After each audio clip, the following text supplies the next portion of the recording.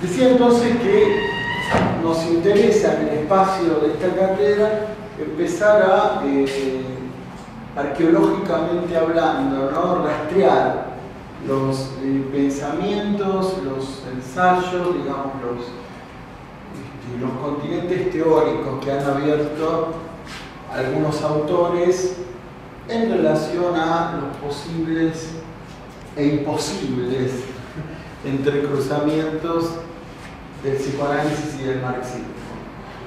Bueno, uno de ellos, podríamos decir, digamos, padre espiritual, por llamarlo de alguna manera, y así lo reconocían, de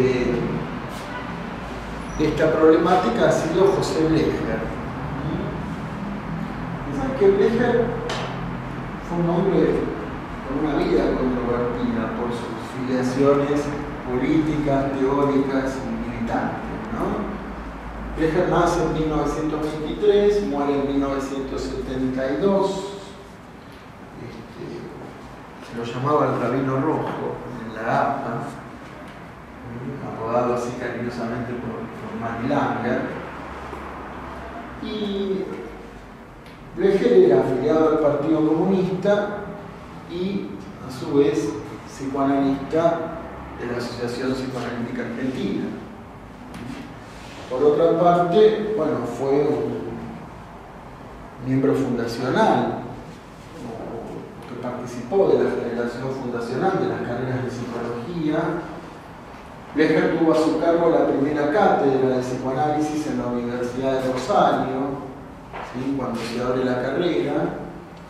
Y aquí, en la Universidad de Buenos Aires, cuando la Facultad de Psicología dependía de Filosofía y Letras, y también la carrera se había dado a su apertura, Blecher tiene a su cargo la cátedra de Introducción a la Psicología. Posteriormente tomaría la cátedra de Psicología de la Personalidad. Según dicen, bueno, la gente que tuvo la posibilidad de usar con él o de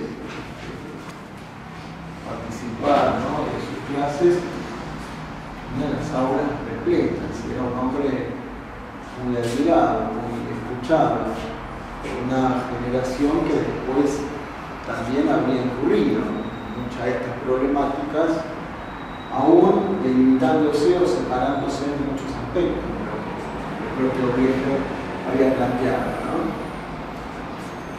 Bueno,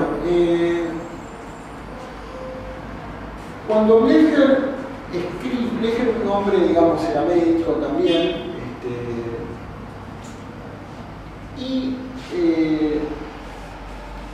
estaba muy preocupado, ¿no?, por tratar de darle al psicoanálisis el estatuto científico que el psicoanálisis, ya como lo insinuaba el propio Freud, merecía, ¿no? Entonces, tiene dos grandes obras, en realidad podríamos mencionar tres.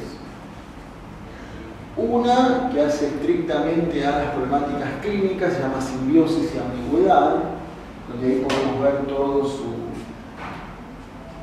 bagaje kleiniano. Acuérdense que esta generación de analistas, la primera generación de analistas, la fundación de la APA en realidad se hace sobre la base de la hegemonía kleiniana, el psicoanálisis, de la obra de Melanie Klein. Otro libro que él, digamos, muy importante, donde podríamos decir es un gran compendio de su obra, es el clásico de los clásicos, Psicología de la Conducta, del año 63. Y el libro del que nos vamos a ocupar un poquito hoy se llama Psicoanálisis y Dialéctica Materialista, del año 1958. Bueno, este libro le valió a Blecher un doble revés, ¿no? Cuando lo examinó la Comisión de Cultura del Partido Comunista, lo primero que concluyó fue, bueno, el camarada Blecher debería dedicarse a militar más, eso lo va a purificar o lo hace obligar a rectificar de unas cuantas cuestiones que plantea ahí, introduciendo el psicoanálisis. Y a su vez en la APA, ¿no?, esta obra ha pasado también como sepultada no se le ha dado lugar. Fue Fernando Ulloa quien le hizo una recensión a la obra, ¿no? De manera, digamos, independiente. Pero vale decir que sus dos grandes instituciones le dieron la espalda, precisamente por meterse a un problema del cual después parece que era difícil poder salir, ¿no? Salir indemne, podríamos decir, en relación a estas grandes cuestiones. Bueno, Blecher finalmente fue expulsado del Partido Comunista. No se podía predecir otro final, quizás, según dicen sus biógrafos, esto obedece a las críticas que él había hecho hacia la Unión Soviética, sobre todo en torno al antisemitismo, ¿no? Que ahí estaba instituido. Con lo cual podríamos decir ninguneado por el estalinismo criollo, sufrido en un revés por la institución en la cual él permaneció, a diferencia de lo que fue toda la experiencia del grupo Plataforma, un conjunto de psicoanalistas que decidieron romper con la Asociación Psicoanalítica Argentina cuando ésta se mantuvo neutral frente a la dictadura de Onganía. Blecher permaneció en la APA, lo cual, bueno, le valió, según cuentan personajes de la talla de Juan Carlos Volnovich, por ejemplo, ¿no? También estudiante de Blecher, y hoy, digamos, un escritor muy prolífico, que tiene producido varias obras. Bueno, esto le valió también montes de traición, pero en realidad Blecher, insisto, según plantean algunos autores, él decidió permanecer en la institución porque consideraba que la política iba por un lado en algún punto y la ciencia iba por el otro, ¿no? Esto va a ser una encrucijada de Blecher también, ¿no? El planteo del psicoanálisis y del marxismo para Blecher no pasa por una politización del psicoanálisis o un añadido del factor subjetivo en el marxismo que el psicoanálisis vendría a adosarle, ¿no? Así en abstracto, sino que pasa por precisar cuestiones epistemológicas muy concretas, ¿no? Bueno, en fin, se había metido en un quilombo el tipo, ¿no? Para decirlo así en criollo, y como dice Volnovich también, su corazón no resistió, ¿no? Blecher tuvo un infarto, siendo muy joven, no había llegado a los 50 años todavía, pero dejó un legado importante, por lo menos a la hora de referenciarnos en estos temas, no podemos descuidarlo. Bueno, vamos a ver algunas de las cuestiones que nos plantea Blecher en este libro, Psicoanálisis y Dialéctica Materialista, como dijimos antes, libro del año 58, y que condensa o coagula el sentido principal, ¿no?, de estas interlocuciones que él se propuso plantear entre el psicoanálisis y el marxismo, con los resultados complicados que ya vimos tanto por parte del Partido Comunista, cuando le aconseja ponerse a militar más y mejor, por parte de la Comisión de Cultura, hasta que finalmente lo expulsa, y por parte de la APA, que hace el silencio, ¿no?, y sepultamiento de su obra. Bueno, Blecher va a decir que era necesario ponerse a examinar fundamentalmente todo el campo epistemológico en el cual se apoyaba la obra de Freud. Cuando Blecher habla del campo epistemológico, se va a referir, y esto tomándolo de quien fuera su maestro, Pillon Rivière. Ustedes saben que Enrique Pillon Rivière, el fundador de la psicología social en la Argentina, había sido maestro formador de Blecher, e incluso algunos artículos de este libro, es un compendio de artículos que Blecher fue escribiendo casi, digamos, continuamente, fueron supervisados por el propio Pillon, ¿no? Entonces, cuando Blecher habla del examen del campo epistemológico de la obra freudiana, se refiere a poder precisar lo que él considera sus esquemas referenciales.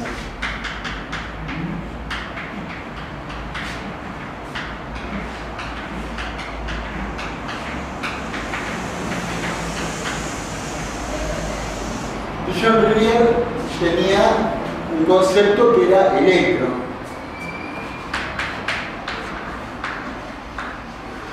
¿No? Bueno, socarronamente algunos lacanianos de fuste como Germán García se burlan de esto y dicen es un griego, digamos, porque eran algunas cosas que creía Jean-Rivière, pero que digamos, por lo menos algunas expresiones del lacanismo no se lo considera viable, ¿no? Esquema conceptual, referencial y operativo. Quiere decir un conjunto de a priori, de categorías que el autor toma para poder hacerlas efectivas como herramientas aplicables en un campo operacional. Esto es, de qué manera estas categorías, ¿sí?, son utilizables para aplicar una práctica en un campo delimitado. Concretamente en Freud será en el campo de la clínica. ¿Sí? El psicoanálisis, como dice Blecher, en el texto que ustedes van a tener oportunidad de leer en la bibliografía, es un texto, creo, del año 62, Psicoanálisis y Marxismo, que curiosamente está publicado en la obra Cuestionamos. Aquellos discípulos de Blecher que produjeron la ruptura con la APA frente a la neutralidad de esta en la dictadura de la niña, con lo cual era tomado como una complicidad, pero ruptura de la cual Blecher decidió no seguir y permanecer en la propia APA, ¿no? Bueno, los esquemas referenciales de Freud para Blecher eran la clave de su epistemología, era la clave que posibilitaba entender estos supuestos a priorísticos con los que Freud se manejaba para el campo de la clínica. Y Blecher va a decir que, en rigor de verdad, habría algunas comparaciones que son necesarias evitar para poder entender articulaciones tanto posibles como imposibles por parte del psicoanálisis y el marxismo, ¿no? En primer lugar, Blecher va a decir, bueno, el psicoanálisis, él lo considera en estos términos, dice, es una psicología científica que se ocupa de los hechos psicológicos en todas las actividades del sujeto humano. Un campo operacional, cuando digo operacional, es un campo sobre el cual ejercer una práctica muy concreto y delimitado. A diferencia del marxismo, que representa una concepción de mundo, un pensamiento unitario en torno a la sociedad, la naturaleza y el individuo. Con lo cual, dice Blecher, siendo el marxismo una concepción unitaria del mundo, o indistintamente él lo toma como ideología, fíjense que acá el término ideología en realidad está como sinónimo de cosmovisión, como sinónimo de posición en el campo del conocimiento y la práctica, que, como lo indica la tradición ya planteada o ya revisada, digamos, tanto por Marx, por Engels, sobre todo por Lenin, se divide en dos grandes campos, ¿no? El idealismo y el materialismo.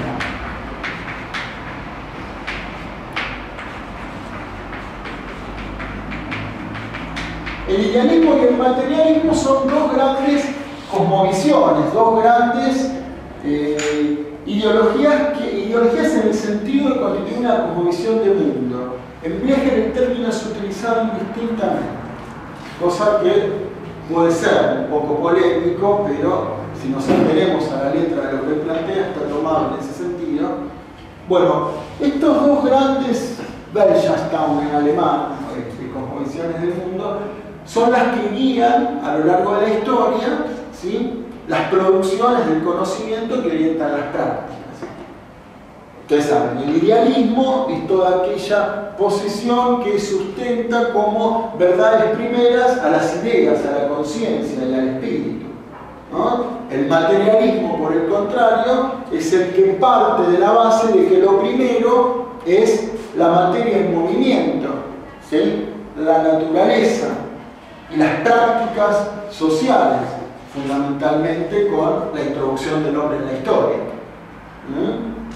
Bueno, Blecher va a decir que el psicoanálisis está imbuido, está mezclado, está mixturado por ambas. ¿Sí? Va a decir que en la obra de Freud se encuentran elementos materialistas, que es lo que valida fundamentalmente el psicoanálisis como ciencia, pero por el otro lado se hallan contaminaciones importantes del idealismo que son solidarias con lo que, digamos, lo que la tradición marxista ha resignificado y comprende como el materialismo mecanicista. Y ahora vamos a ver en los esquemas referenciales de Freud cómo esto ha operado. Va a decir que Blecher dice, si queremos hacer algún tipo de enfoque analítico del psicoanálisis desde el punto de vista del marxismo, no lo podemos contraponer punto a punto, porque el psicoanálisis es un campo específico, operacional, concreto y delimitado. En cambio, el marxismo abarca una concepción mucho más amplia. En todo caso, dice Blecher, los puntos de comparación valen siempre y cuando tengamos en cuenta como contrapunto el marxismo por un lado, con el materialismo histórico y el materialismo dialéctico, y por otra parte, la mixtura o la ideología o la cosmovisión que sustenta el psicoanálisis, que comprende esta mixtura entre idealismo y materialismo. Esa es la comparación que cabe, el marxismo por un lado y la mezcla que sustenta por detrás al psicoanálisis, las contradicciones, los elementos que chocan en la propia obra de Freud. Blecher va a decir que Freud, como hombre de ciencia, tenía como esquemas referenciales para su propia obra, por un lado, dentro del materialismo mecanicista, ¿sí?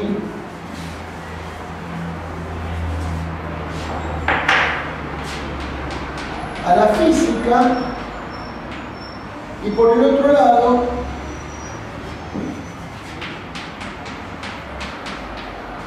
al evolucionismo.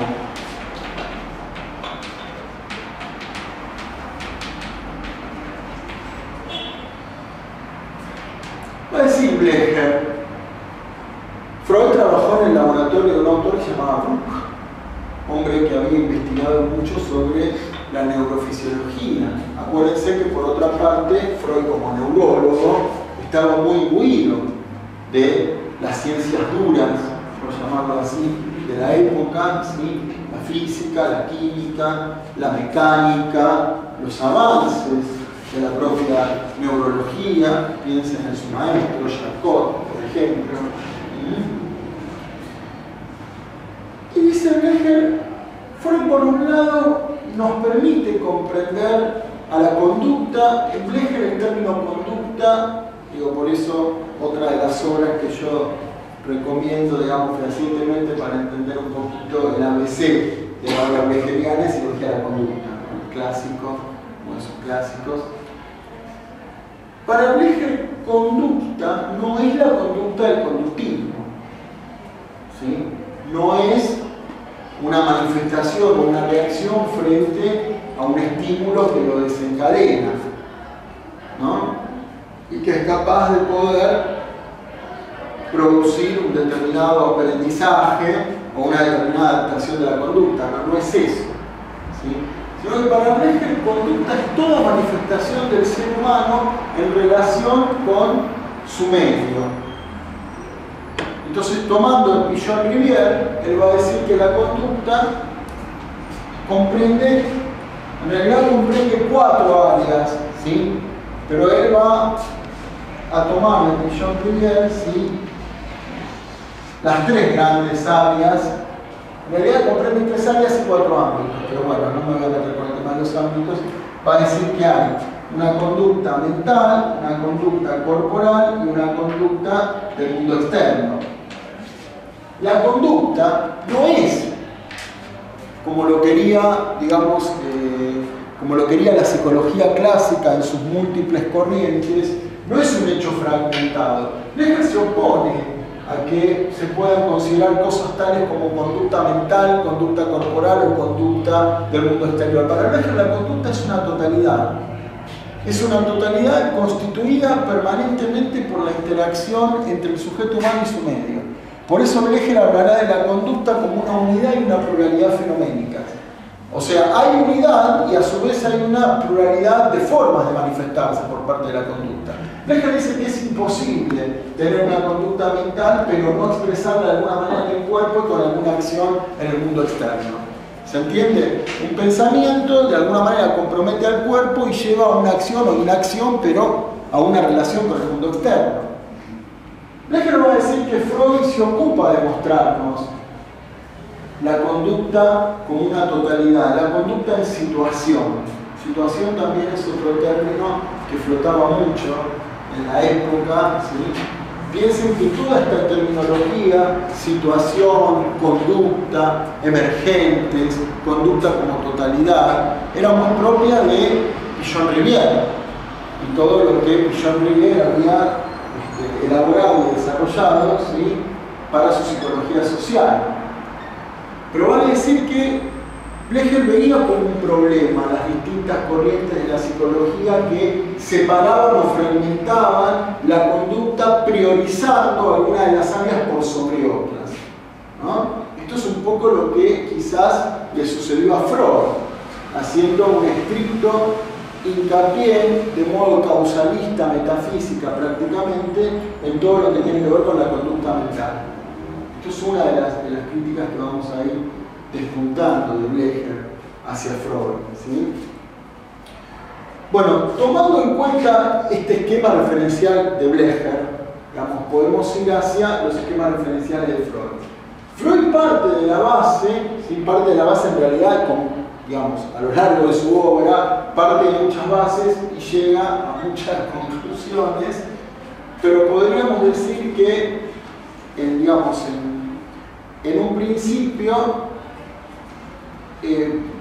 vamos a marcar que Freud termina por concluir que la conducta, digamos, toda esta totalidad que a Blecher le interesaba aprender con H, ¿no? Como lo fundamental en la relación del ser humano con otros seres humanos y su medio, bueno, en Freud terminaba siendo el producto de un juego de fuerzas. Si ustedes leen la obra de Blecher, se van a dar cuenta que tenía mucho que ver con la terminología y la atmósfera de la época, sobre todo el kleinismo de Danny Klein. Él habla de instintos cuando se refiere a las pulsiones en Freud, ¿no? Esas fuerzas que tienden a satisfacerse en su recorrido por el ser humano y buscan algún tipo de objeto en lo que producir, digamos, su descarga, ¿no? Blecher hablará de los 4 elementos de los instintos, ¿no? La meta, el fin, la carga y la fuente. La carga sería de fuerza, ¿no? Bueno, va a decir que Freud, tomando como base la física y el evolucionismo, digamos, iba a partir de la base de que lo que rige el psiquismo, lo que rige la conducta, lo que rige las relaciones objetales en un sujeto, cuando digo relaciones objetales, digo todo lo que un sujeto es capaz de proyectar y depositar en otros, de acuerdo a su mundo interno, va a ser un juego de fuerzas.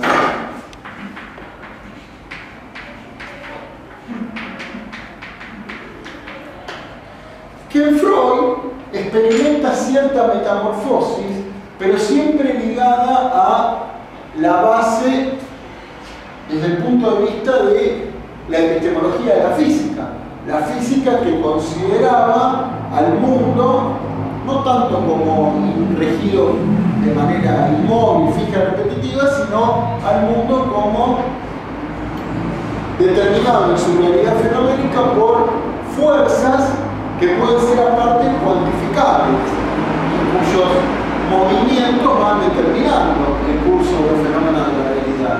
Bueno, esto mismo es lo que Freud trata de explicar en el aparato psíquico de un sujeto humano. Estamos regidos por juegos de fuerzas.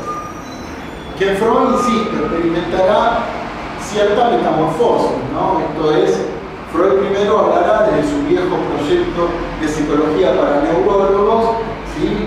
De esas famosas cargas energéticas que se van desplazando, ¿sí? Por las cargas neuronales y son capaces de ir invistiendo determinadas representaciones psíquicas, pasando por el problema del afecto, derivando en el alivio, hasta llegar a las dos grandes pulsiones que son pulsión de vida, Eros, pulsión de muerte, Tánatos. Blecher va a decir que ahí Freud incurre en lo que un referente muy importante que fue para Blecher, que se llamó George Politzer.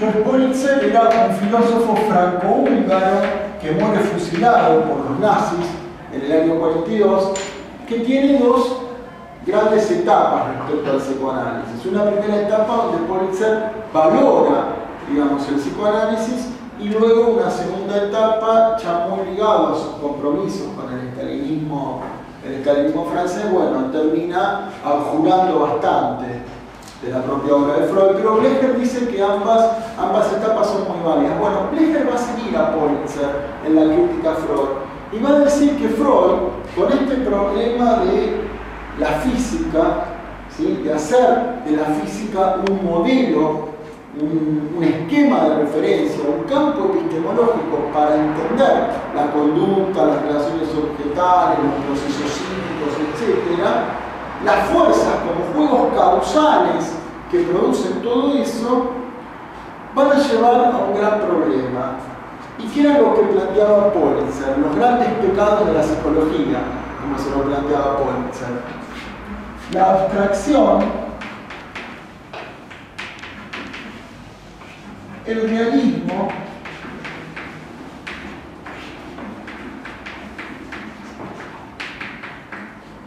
y el formalismo. Va a decir que Freud lo que hace es todo el protagonismo que tiene el sujeto humano en la conducta como totalidad, en situaciones con otros a lo largo de sus relaciones sociales. Freud hace suprema abstracción de eso y lo termina desdoblando o produciendo un doble.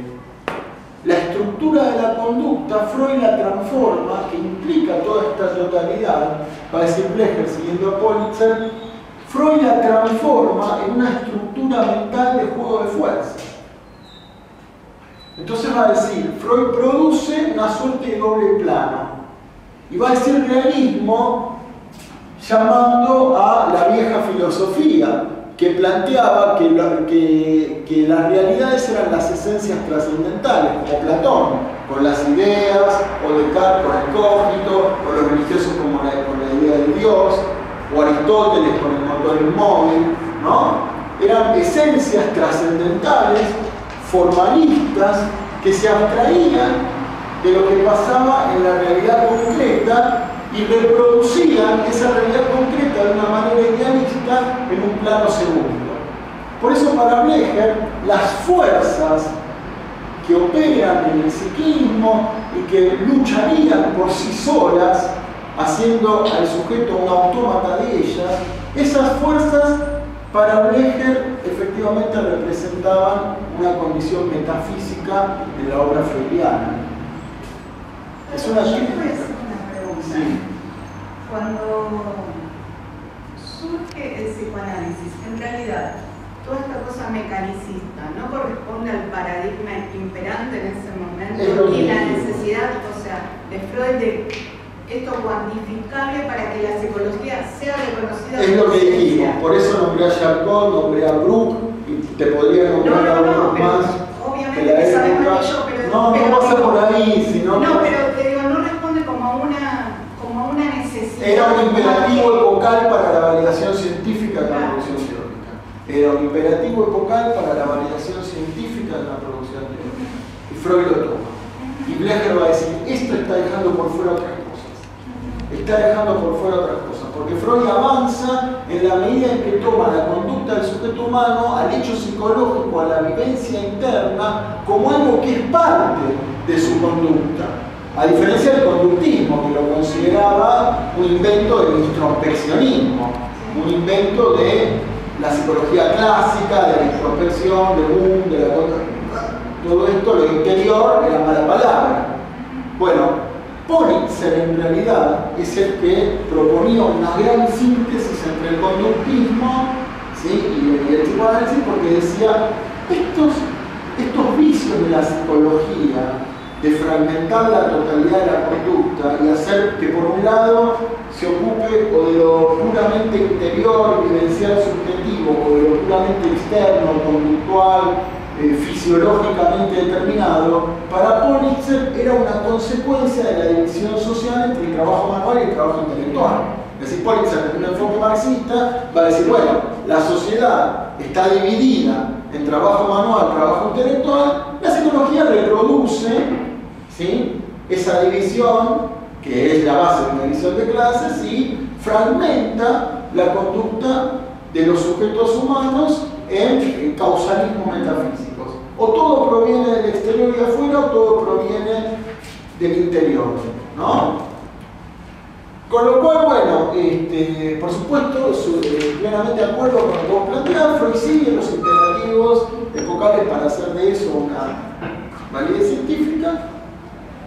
Y aparte del problema, es muy interesante, porque Blechner va a decir, bueno, en realidad, si nos remitimos a lo que el mismo Newton consideraba por fuerzas, esto es un error, porque Newton decía, la ley, digamos, de caída libre de los cuerpos, o de la atracción, digamos, de los planetas hacia el Sol, sí, es cierto que nosotros lo hemos manifestado como fuerza, pero Newton decía, eso puede deberse a otras causas. La física en realidad llevó la sensación subjetiva muscular como fuerzas a la suposición de lo que sucedía en los fenómenos.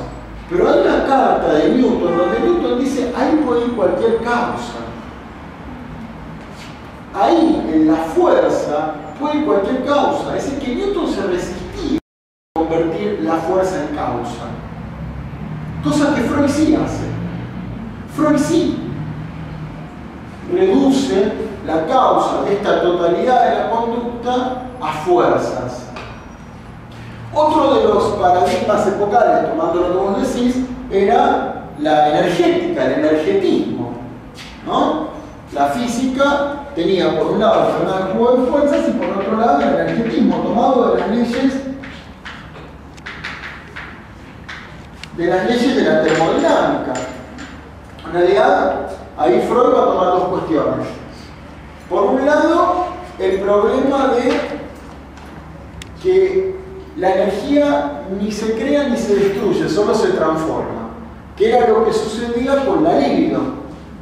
La libido iba experimentando, ¿sí?, diversos estados, por ejemplo, en el caso de las histerias, una conversión somática, por ejemplo, en el caso de la neurosis obsesiva, el desplazamiento de una representación a otra, pero se trataba del mismo quantum, ¿se entiende?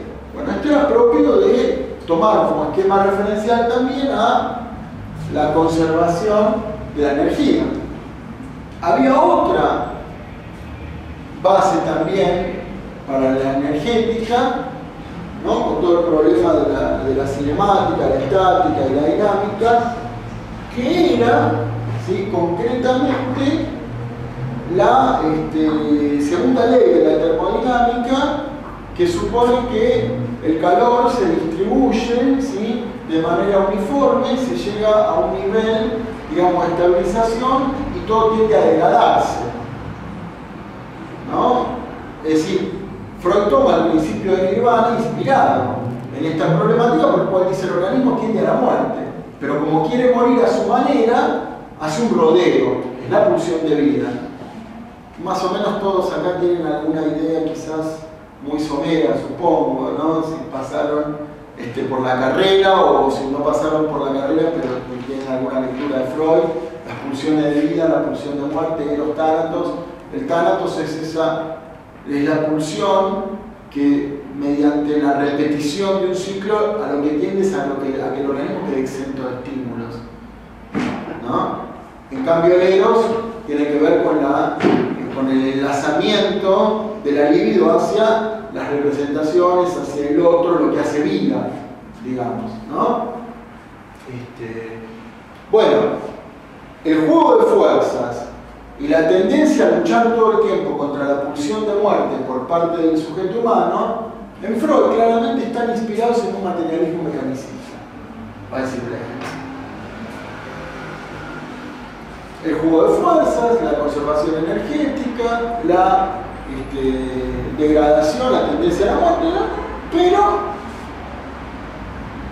la incumbencia en el idealismo, hasta la gráfica tradicional, cuando uno toma las primeras nociones de estas cuestiones, se grafica con una constante de fuerza. Por supuesto. Así como lo hacemos en física, sí. Las flechitas que se cruzan y la resultante es esta.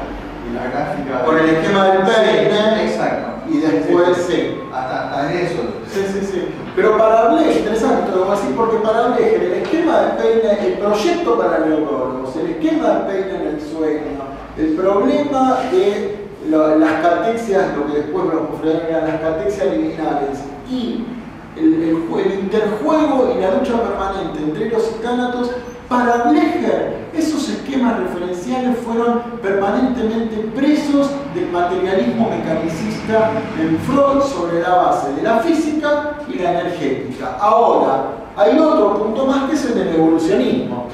Freud sabe que era un admirador de Darwin, no lo ocultaba eso, pero aparte de eso, y aparte de que se referencia en él, aparte de esto, bueno, allí están obras como Tótem y Tabú, ¿no? Para continuarlo, pero aparte de esto, ¿sí?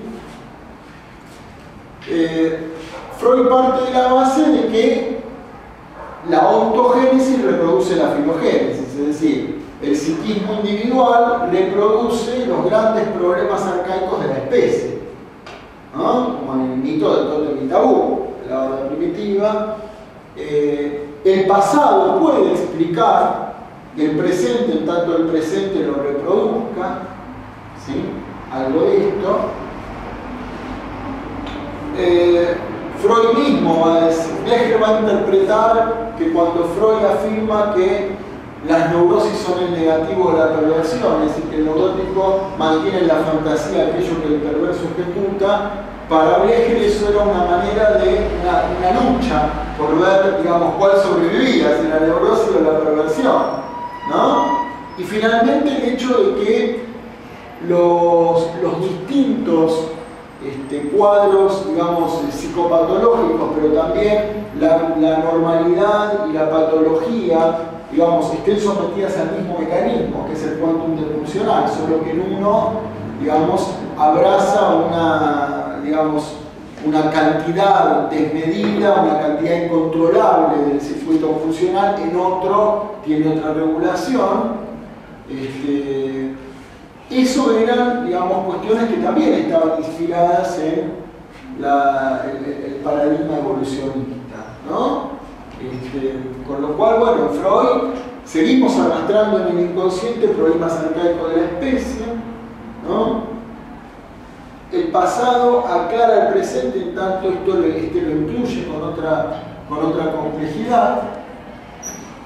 Y Blecher va a decir, bueno, esto está fantástico desde el punto de vista de que nos permite entender las referencias epistemológicas freudianas, como que decía epistemológica en el sentido de resultar una guía para el conocimiento, pero produce un desdoblamiento muy importante en la teoría. Y es el desdoblamiento que Blecher entiende como la diferencia entre la dinámica y la dramática. Vamos a decirlo en otros términos. En uno de los capítulos del libro, en una nota a pie de página, Blecher va a decir que hay tres grandes desgarramientos en el psicoanálisis, tres grandes contradicciones, tres grandes desgajamientos. La teoría es, por un lado, digamos, que tiene que ver claramente con una división entre teoría y práctica. Que para Blecher, una epistemología materialista vendría a deshacer, digamos, esta desarticulación que Freud hizo de la teoría del psicoanálisis para llevarla al lado del materialismo mecanicista, del idealismo, la metafísica, el realismo, el formalismo, el abstraccionismo, ¿sí?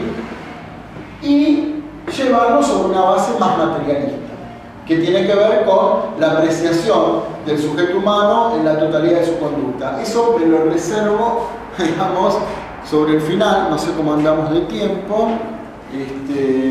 pero vamos a ver si llegamos. Pero primero me interesa plantear, transmitirles a ustedes, no solo la marcación epistemológica y los límites que Blecher observaba del marxismo en Freud, como acabamos de ver, sino también digamos, el desdoblamiento que sufre el psicoanálisis con esta mezcla entre idealismo y materialismo, y finalmente, bueno, cuál sería el enfoque de Blecher. ¿Se entiende? Esta es la trayectoria que me interesa marcar. Del lado de la teoría, Blecher va a decir, tenemos una formulación dinámica. La dinámica para Blecher tiene dos acepciones. Una, entender los procesos como en permanente cambio y evolución y sometimiento a transformación.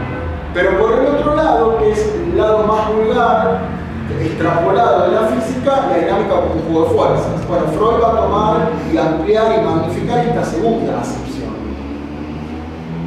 Porque en un momento va a dejar de acentuar todo lo que tiene que ver con las transformaciones, los cambios del hombre en situación, con sus semejantes, los relaciones objetales, la totalidad de la conducta, para pasar a reducirlo todo a un juego de fuerzas a priori preexistentes en los sujetos humanos.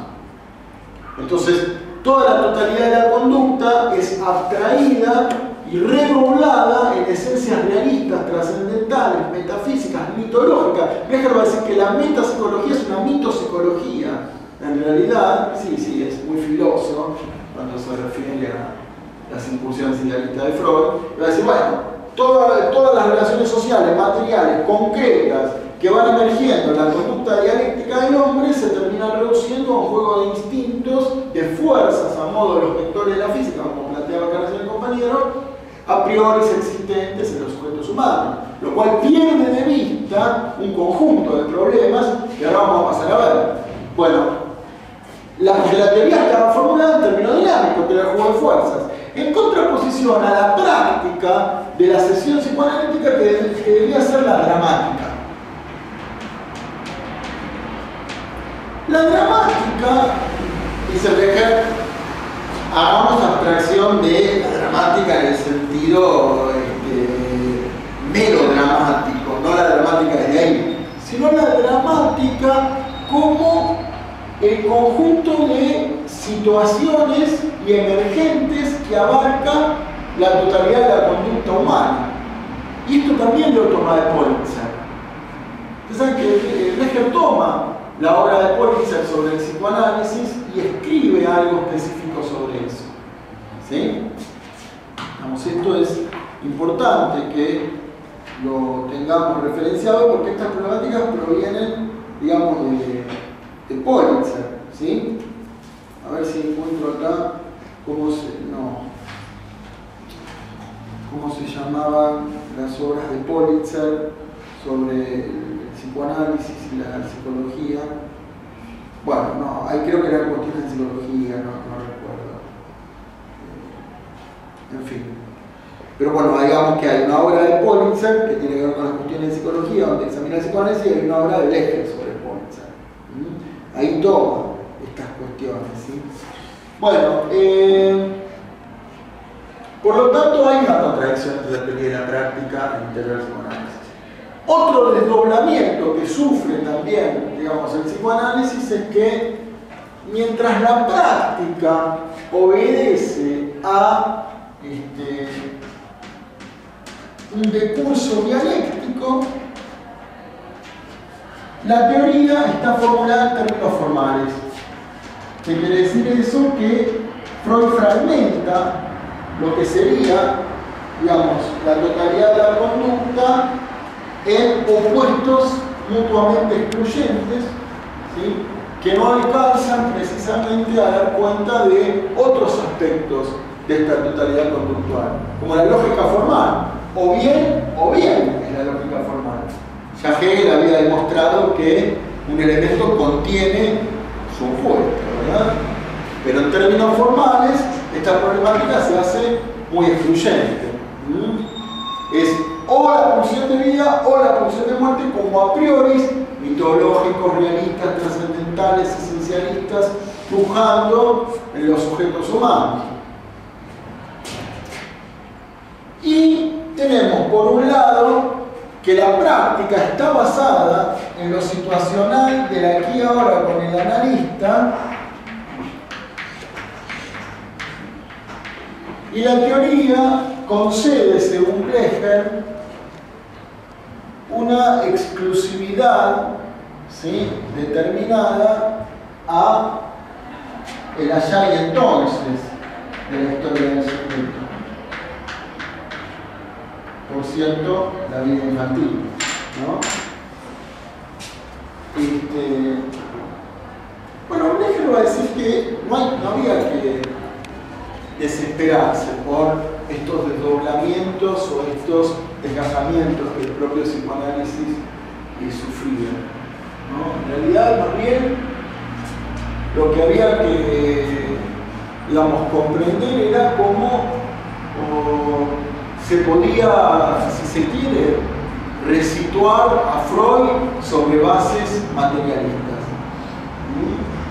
Si fíjense que para Blecher el marxismo es auxiliar del psicoanálisis desde un punto de vista epistemológico científico, pero no desde el punto de vista de, digamos, la práctica política, como sí lo van a hacer para otros referentes, fundamentalmente para el grupo Plataforma y Documento,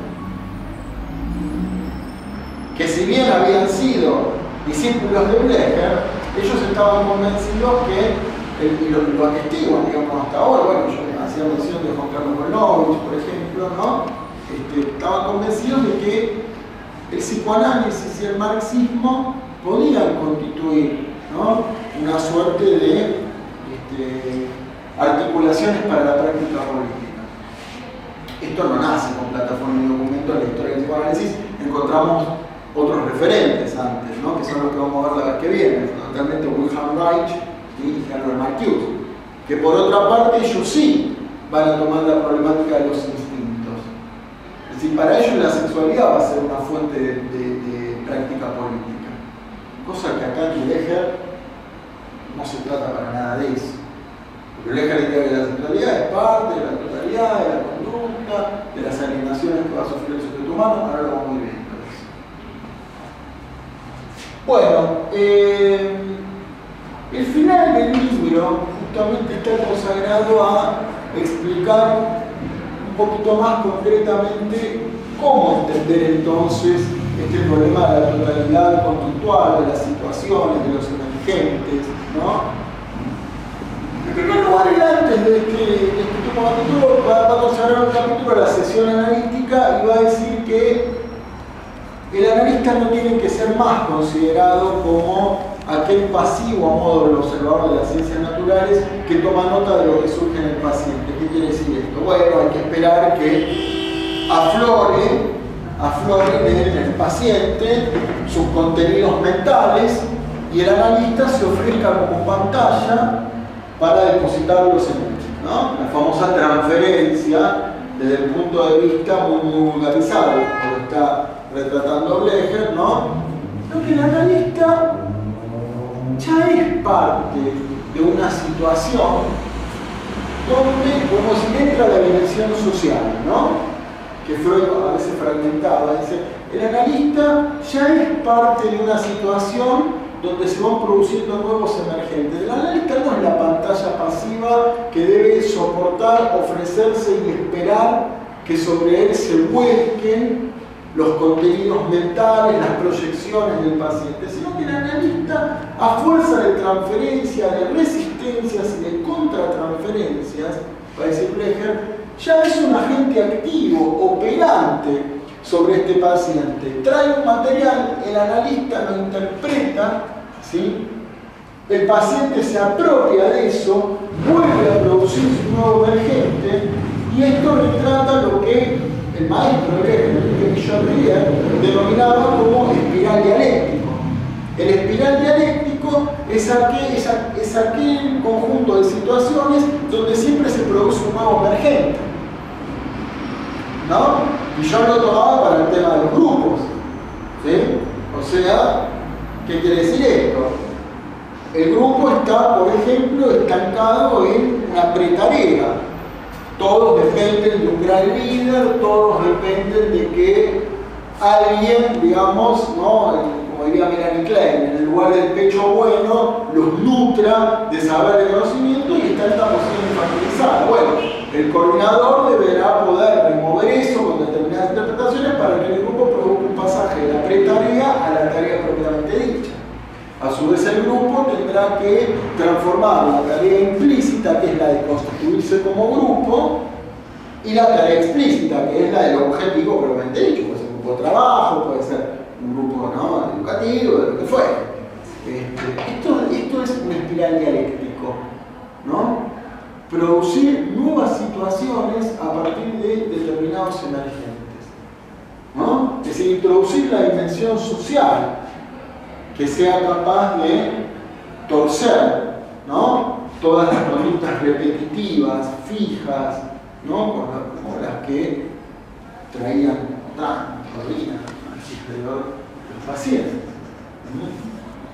¿Se comprende esto? Entonces, digo, bueno, Breger va a consignar una serie de criterios, ¿no?, en los cuales la sesión analítica debe poder tener lugar, ¿no? Por supuesto, es dramática, es dialéctica y es una situación de aquí y ahora. Dramática desde el punto de vista del conjunto de situaciones, ¿sí?, que se producen entre los sujetos y su medio. Tenemos las vivencias infantiles de un paciente y los esquemas referenciales del analista.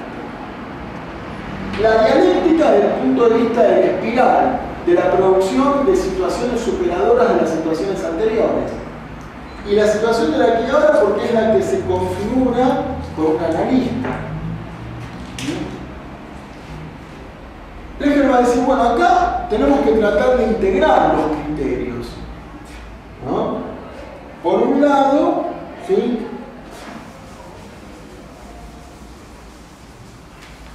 vamos a tener los criterios, el criterio genético, el que trata de establecer hechos causales entre el presente y el pasado. Por un lado, por otro lado, el criterio histórico, la anamnesis, ¿no?, la secuencia temporal de los hechos que va trayendo el paciente y que va sucediendo. El criterio evolutivo, dijimos, inspirado en Darwin, cómo lo pasado se comprende en el presente. El criterio situacional,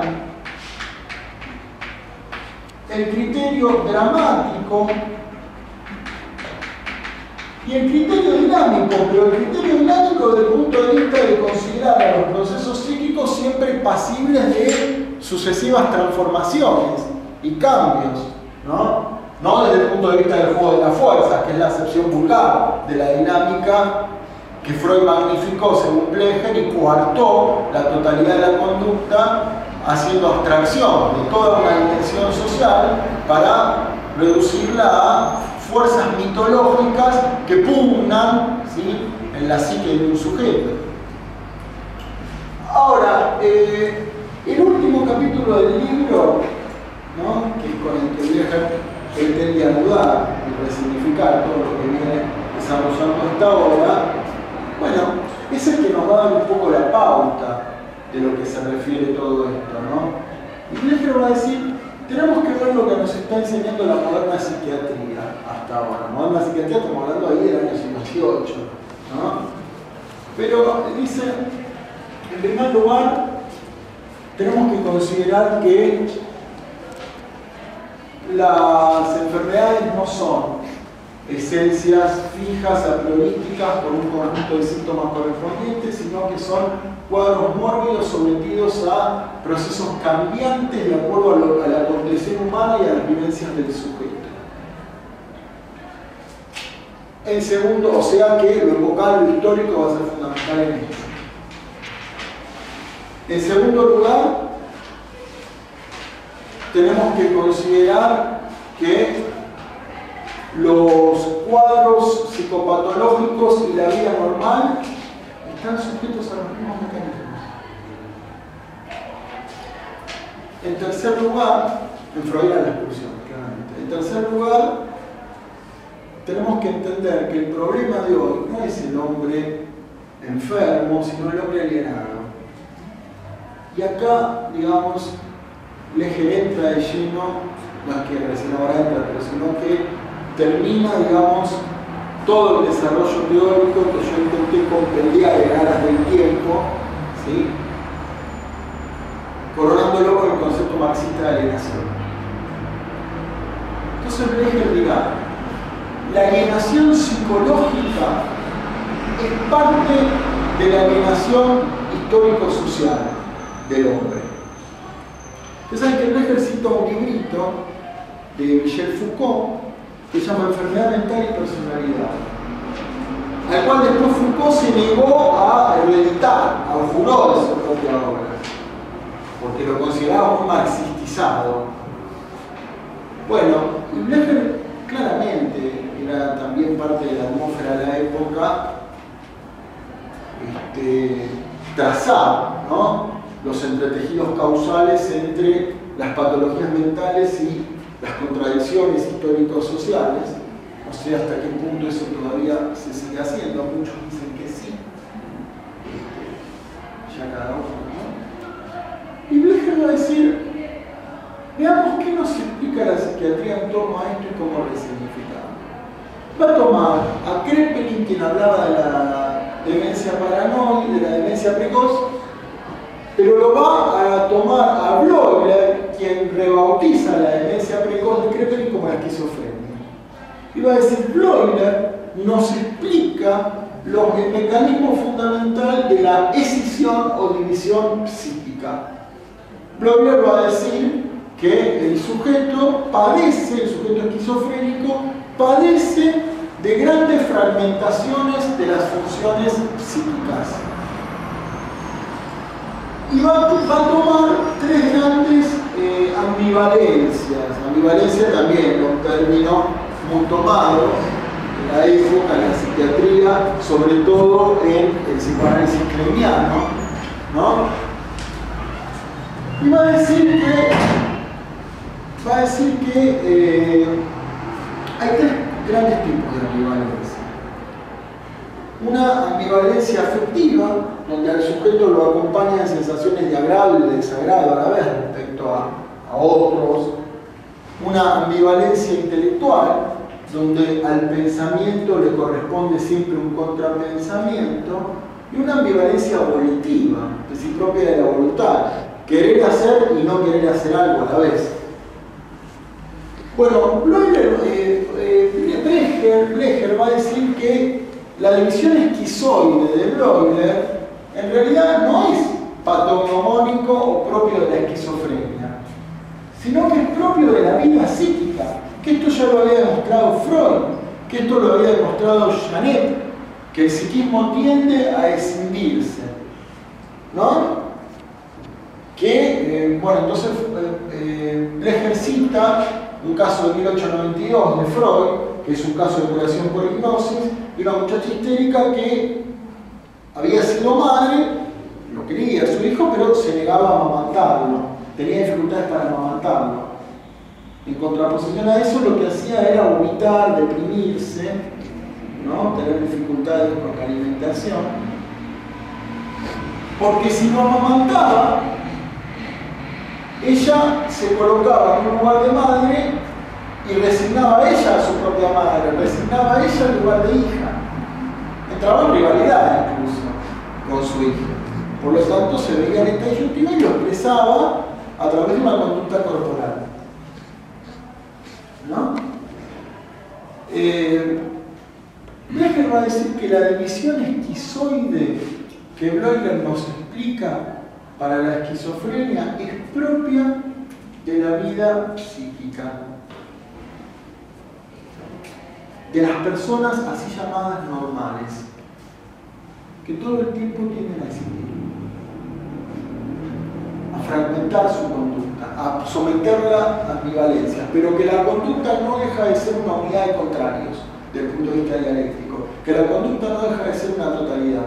Acá el yo, la persona, son las categorías que rigen. Digo, porque es muy polémico, hoy con la hegemonía del psicoanálisis lacaniano, en muchos aspectos, pero bien vale el debate, ¿sí? Acá estamos viendo como en una determinada época se intentaron hacer algunos intercruzamientos. Entonces, Blecher lo que va a decir es, esta división esquizoide se acentúa y se agudiza fundamentalmente debido a los procesos de alienación histórico y social que vivimos. Entonces, él va a mencionar claramente el proceso de alienación desde el punto de vista marxista que hay en el todo histórico social. Entonces, va a recordar que ya Emil Durkheim, el fundador de la sociología, afirmaba que la anomia era ese estado en el cual a un sujeto le costaba integrarse a lo social, vivía como por fuera, ¿no? Aboliendo su voluntad permanentemente, bueno. Y la alienación, desde el punto de vista marxista, claramente significa la alienación de los sujetos en los objetos de su producción. El sujeto humano produce objetos de los cuales no puede apropiarse, que escapan al control de su producción y asumen poderes animistas, antropomórficos, como el dinero, como las mercancías, ¿no? Los objetos, al escapar del control de la producción de los hombres, cobran poderes extraños, va a decir Marx. Cobran poderes animados, poderes antropomórficos. El hombre, con su subjetividad, su esfuerzo, su trabajo, su fuerza del trabajo, su energía, queda empobrecido, reducido, alienado, porque efectivamente no puede controlar los objetos de su producción. Y como aun cuando no seamos seres ligados directamente a la producción, vivimos en un mundo social dividido en clases cuya base es la alienación del hombre por el hombre, es la enajenación social. Es el hecho de que no podamos controlar nuestro destino político, de que no podamos controlar nuestro destino productivo, de que no podamos controlar nuestro destino social. Eso conlleva fundamentalmente el desarrollo alienante que tiene como claro anclaje y reflejo la división esquizoide. Porque Blecher dirá, la división esquizoide produce que el sujeto distribuya sus atributos en otros sujetos y en otros objetos. Y hay una escala psicopatológica para poder evaluar esto. Los casos más extremos los tenemos en la esquizofrenia y en el autismo, va a decir Blecher. En la esquizofrenia nos sentimos totalmente extraños y enajenados del mundo exterior, porque como el sujeto productivo no nos lo podemos apropiar para la transformación. Lo mismo el autismo, que lleva a una muralla impenetrable entre el interior y el exterior y a una inhibición total con todos los objetos del mundo externo. En la fobia tendremos algunos objetos de los cuales el sujeto se inhibe. ¿Sí? En la histeria tendremos algún extrañamiento de nuestro propio cuerpo, tomando las parálisis clásicas de Freud, las conversiones clásicas. ¿Sí? En la neurosis obsesiva tendremos como cuerpo extraño pensamientos mágicos, como hablaba Freud, esas representaciones obsesivas que acechan al sujeto y no se sabe, digamos, por qué, a qué responden, ¿no? Es decir, que cada psicopatología, cada cuadro psicopatológico para Blecher, tomando los avances de la psiquiatría y los desarrollos del marxismo, son distintos modos de espejar o de reflejar la alienación histórico-social, según las historias particulares, los aconteceres vividos. El sujeto entonces debe poder reintegrar su conducta en una totalidad con fines de transformación. Freud decía que el neurótico estaba imposibilitado de trabajar y de amar, tenía muchas dificultades para trabajar y amar. El suicidio adelante. Eso sería como lo que plantea la emergente Jean Paul con respecto al grupo. Exactamente. El emergente es una situación conflictiva que enuncia algún conflicto. Digamos, apropiarse de eso daría lugar a una transformación para que surja otro emergente, pero nunca con un cierre definitivo, por eso es una espiral, no un ciclo. Siempre va produciendo nuevas curvas sin cerrar. ¿Se entiende? Por eso habla de espiral dialéctico. ¿Sí? Entonces fíjense que estos procesos... Es interesante ahora que decís esto y que retomás la frase de Freud de amar y trabajar, que es su concepto de salud. El concepto de salud de Fillon también tiene relación con eso, porque él dice es la modificación activa de la realidad. La adaptación activa de la realidad que produce la transformación del medio y del propio sujeto. Esto claramente es Marx. Sí, sí.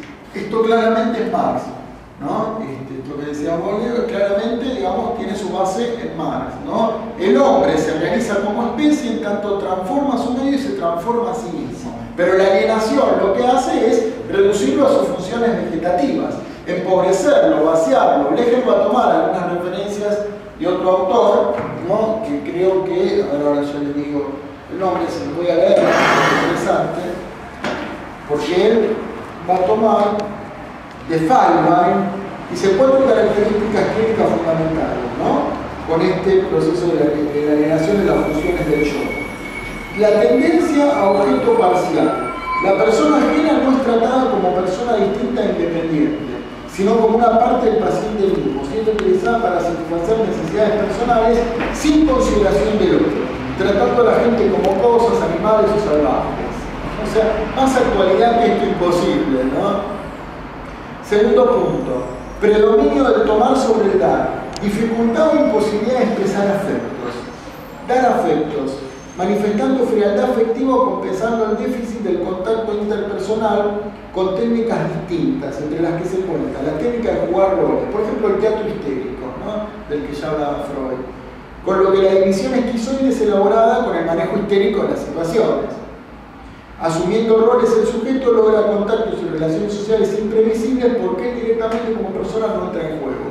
Está coartada la comunicación y el lazo con el otro y tiene que producirse como suplencia pseudo-sociabilidad, como producto de la misma alienación, ¿no? O si no, la técnica del exhibicionista, hacer un contacto directo sin entrar ellos mismos del todo, ¿no? Muestra habilidades literarias, sensibles realizados, etc. El tercer rasgo de Feinberg, ¿no? como característica clínica en grupos, en pacientes sobre la base de divisiones esquizoides, ¿no? Dice factor incorporativo, con lo cual las mejores relaciones y los mejores rendimientos ocurren dentro de su mente. Lo retienen y tienen dificultades para extrovertirlo. Cuarto punto, vaciamiento del objeto, ¿no? Frustraciones, ¿no? Se involucra el odio en el amor, ¿no? Frente a fuertes exigencias planteadas a personas queridas, la frustración provoca agresión, ¿no? Se va vaciando al otro, ¿no? Se vacía al otro. Fíjense entonces cómo Lechner trata de, sobre la base de la división esquizoide que planteaba originalmente Bloider para las esquizofrenias, reflejar el proceso histórico social de alienación.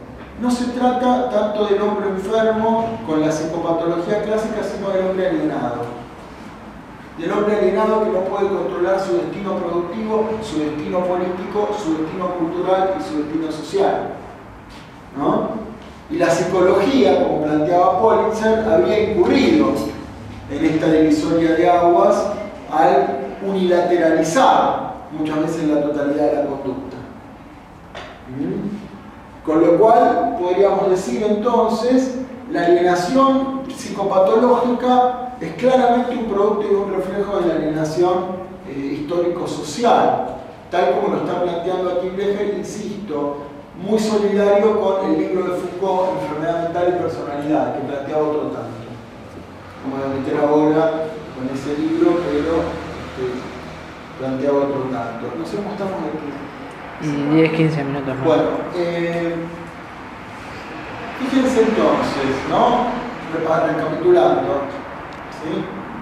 O recalculando a los GPS, ¿sí? Tenemos, por un lado, la necesidad de examinar los esquemas referenciales de Freud, plantear sus límites y avances, plantear que un examen marxista nos obliga a examinar los elementos idealistas y materialistas que coexisten en el corpus freudiano, desentrañar los elementos idealistas solidarios con el materialismo mecanicista, fundamentalmente la reducción de la situación, de la dramática, de la dialéctica, de la conducta como totalidad, de la dimensión social, a un juego de fuerzas preexistentes que pugnan como a priori metafísicos, realistas, trascendentales en los sujetos,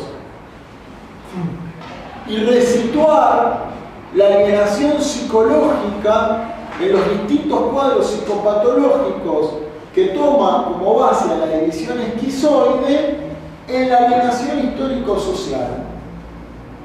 El fóbico se inhibe frente a algunos objetos, el obsesivo pretende controlarlo con el pensamiento mágico, la histérica se extraña de su propio cuerpo, el autista se extraña absolutamente del mundo exterior, el paranoico le devendrá persecutorio. Son distintas modalidades que cobran los relieves de la alienación, sin perjuicio de los causales genéticos, neurofisiológicos que Blecher no descarta. Lo que dice es que deben integrarse siempre como causales de la conducta. Bueno, yo paro un poquito acá. Me gustaría escuchar si hay preguntas, si hay dudas, si hay alguna, digamos, bueno, comentario. La idea es, está en el espíritu del espacio de la cátedra libre, es fomentar, digamos, el debate colectivo sobre estas temáticas, ¿no? Que fundamentalmente brillan por su ausencia o su reducción marginal en el plan de estudios. Yo mencionaba a Blecher al principio como uno de los pioneros y fundadores de la carrera de psicología en Rosario y aquí, y hoy con suerte, digo para los que están contando todavía, ¿en cuántas materias se lo ve? En una que es psicología institucional, en una materia. Entonces, ¿cómo plantea el rol del psicólogo, digamos, en aquí y ahora con respecto a Bien. todo lo... Bien. Bueno, hay un capítulo del libro que se llama La sesión psicoanalítica, pero, digamos, volviendo un poco a esto, el analista no es la pantalla que se ofrece a las proyecciones del sujeto con sus contenidos mentales, sino que el analista siempre es parte activa, operante y comprometida con la situación para producir nuevos emergentes. Lo que si el analista está del lado de la pasividad pantalla sobre la que se proyectan los contenidos mentales, estaríamos esperando que el juego de fuerzas metafísico despliegue su hacer. En cambio, si el analista reintroduce permanentemente la dimensión social para poder hacer notar estos modos de alienación, ¿sí? Eso no significa, Blecher decía, hay que interpretar en dramática. Interpretar en dramática significa hablar sencillito, ¿no? Para el paciente, o sea, no hacerle elucubraciones teóricas para que se vaya, sino interpretar en dramática. Entonces, a fuerza de resistencia, de la contratransferencia para Blecher no era un pecado. La contratransferencia para Blecher no era un pecado. Partamos de él lo dice. Es con la contratransferencia, con el esquema referencial del analista tomando las situaciones, digamos, tomando las vivencias, todos los criterios que mencionábamos, ¿no? El genético, el evolutivo, el histórico, que hay que producir nuevos emergentes. Con la interpretación, ¿sí? pero el analista ya es parte de una dimensión social que, digamos, de alguna manera tiene que reencuadrar o replantear sobre base, ¿sí?, la conducta alienada, porque para Blecher el inconsciente, el ello, el superyo, el yo, no son instancias, son cualidades de la totalidad conducta. Muchas veces el sujeto no se la puede cambiar. Y lo que hace es incurrir en la ambivalencia o en la división esquizoide permanentemente. La ambivalencia es la coexistencia de opuestos en un objeto. La bivalencia es depositar atributos en distintos objetos, ¿no? Bueno, eso hay que verlo en cada caso.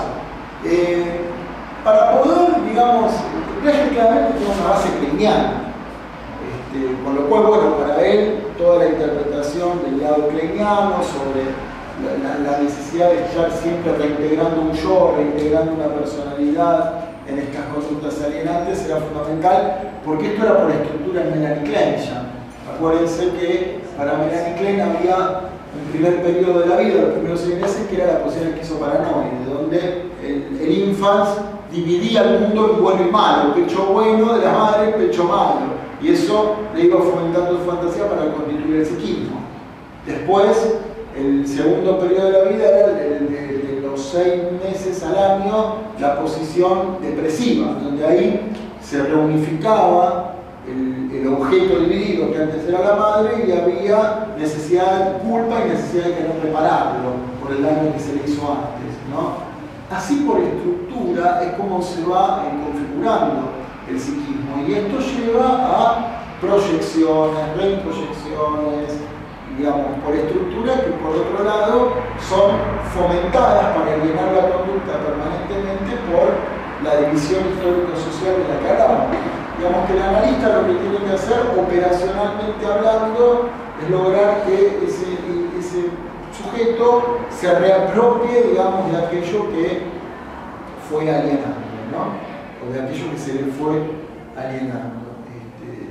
Blecher todo el tiempo decía que la conducta estaba en totalidad, permanentemente, en el cuerpo, en la mente y en el emocional, ¿no? Que no hay lo mental, lo corporal, lo social, no existe eso como entidades independientes. Y poner al hombre en situación. El analista debe poder encarnar la puesta del hombre en situación. Déjame una partecita donde habla acá de la... Pero recomiendo el libro Simbiosis y Ambigüedad, digamos, para poder ver mejor la clínica de Blecher, recomiendo ese libro. Eso es bueno, ¿no? Él va a decir, dice, acá está. Del enfoque histórico genético repetitivo derivó un aporte original de Freud, que inicia una nueva psicología, o mejor dicho, que inicia una psicología científica, que fue el estudio de la conducta en función de la historia individual del propio paciente y el todo en términos de acontecer humanos. Freud lo expresa claramente como intención el estudio sobre Scherer. Habré pues declararme satisfecho si consigo referir con alguna seguridad el nódulo del delirio a un origen de motivos conocidos y humanos. Esto es lo que nosotros denominamos dramática. La dramática es volver a situar, ¿sí?, en la situación, digamos, de totalidad en la que se encuentra el hombre con sus aconteceres, los problemas que fueron sucediendo. Entonces, fíjense, la conducta expresada, explicada y comprendida en términos de acontecer humano, dramática, es el campo propio de la investigación psicológica. La conducta humana puede ser referida en términos de sucesos neurológicos, neurofisiológicos, endocrinos, etc., sin que estos distintos campos sean entre sí excluyentes. Entonces, la práctica de la teoría psicoanalítica se fue ajustando cada vez más al manejo de la dramática, dado que inicialmente Freud empleaba explicaciones teóricas como interpretaciones, lo que deducimos de algunos de sus escritos, como por ejemplo, Freud dice acá, ¿no? Cuando nos hallamos a punto de atraer a la conciencia un nuevo fragmento, particularmente penoso del material inconsciente, su criticismo alcanza el más alto grado. y todo aquello que nuestras teorías ha llegado a aceptar y comprender hasta el momento que ha anulado en un instante. Los famosos silencios o las famosas evasivas de los pacientes cuando el analista se va aproximando, ¿sí?, a esos complejos inconscientes que determinan la posesión del paciente, ¿no? Ulteriormente se subrayó cada vez con más énfasis el hecho de que en la formulación de la interpretación no deben emplearse términos técnicos o generalizadores ni construcciones teóricas abstractas. Se debían manejar los hechos concretos tal como son dados en la conducta. Interpretar en dramática, decimos nosotros. Otro hecho importante en la historia del psicoanálisis es la inclusión del estudio de las fantasías del paciente. Con ello se circunscribió mejor. Se delimitó el campo psicológico porque en vez de considerar el acontecer de la vida del paciente objetivamente desde afuera, como el famoso observador de las ciencias naturales, se pasó a ver los sucesos tal cual el paciente los había vivenciado.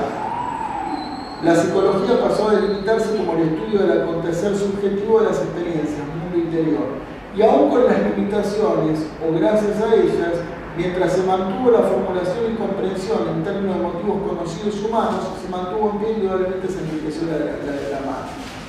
Son situaciones humanas, totales, sociales, concretas, materiales, no los juegos de instintos o de interfuerza, ¿no? Gradualmente en el desarrollo de la praxis psicoanalítica, bueno, se va produciendo un divorcio entre la gramática y la dinámica, que es un poco lo que vimos. Apunto alguna cosa más en torno a la sesión psicoanalítica. Dice: en la actualidad pasamos a considerar sistemáticamente la sesión psicoanalítica como una relación bipersonal, en la cual la conducta de cada uno de sus integrantes está en relación con las características presentes de la situación.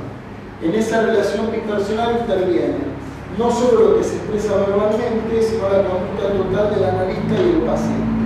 La conducta de este es captada por el analista en función de la situación actual, que están integrando ambos, especialmente en función de su esquema referencial. Lo mismo ocurre con el analizando ante la conducta del analista. Y con esto termino y dice: cuando el analista interpreta, surge en el analizando un emergente original, que es propio del aquí y ahora conmigo, el cual es a su vez aprendido por el analista, constituyéndose de esta manera una espiral que se desarrolla permanentemente y que consta de tres momentos visibles: el material del paciente, el existente, la interpretación y un nuevo emergente o nuevo existente. Vale decir que la posibilidad de que un análisis dé cuenta de los cambios estará dado por el espiral dialéctico y no la fijeza o la repetición. ¿Entiendes? Eso ya dependerá del famoso, en estos términos, sería el entorno. Bueno, ¿alguna otra pregunta? ¿Algún otro comentario? ¿Se comprendió un poco el ABC de lo transmitido? En función de lo que vamos a ver la próxima, yo un poquito a vos, la próxima. Marcuse, Reich. El llamado así freudomarxismo. Ustedes saben que Blecher era crítico del freudomarxismo. Él decía: acá yo me propongo del marxismo un auxiliar científico para el psicoanálisis, pero no me propongo hacer del psicoanálisis una práctica política o una herramienta para la práctica política emparentado con el marxismo, que en eso sí van a incurrir los así denominados freudomarxistas. Blecher, de hecho, ustedes lo pueden leer en el apunte que tiene, el texto que se parece al marxismo. Blecher mismo juraba el freudomarxismo. Bueno, esto es una amalgama que convierte, que pone en un pie de igualdad al psicoanálisis y al marxismo como si el psicoanálisis fuera una concepción del mundo. Ya Freud advertía contra los riesgos de hacer el psicoanálisis una concepción del mundo. O sea, de explicar hechos sociales tomando como modelo los hechos psicológicos. La guerra como el fruto del eros y el tánatos desaforados, ¿no? Bueno, vamos cerrando. Les agradezco la presencia y nos vemos el miércoles, suponemos que en esta aula. En esta o en la 106. Eso es a devenir, la gramática situacional.